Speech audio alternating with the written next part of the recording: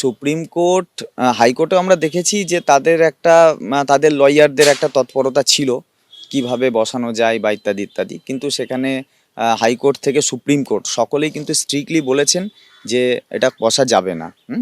এবং ওনাদের যিনি এসএসসি লয়ার, উনি কখনো টেন্টেডদের লয়ার হন, কখনো এসএসসি লয়ার হন, মানে মাল্টিপল ক্যারেক্টার। হ্যাঁ, কল্যাণবাবু।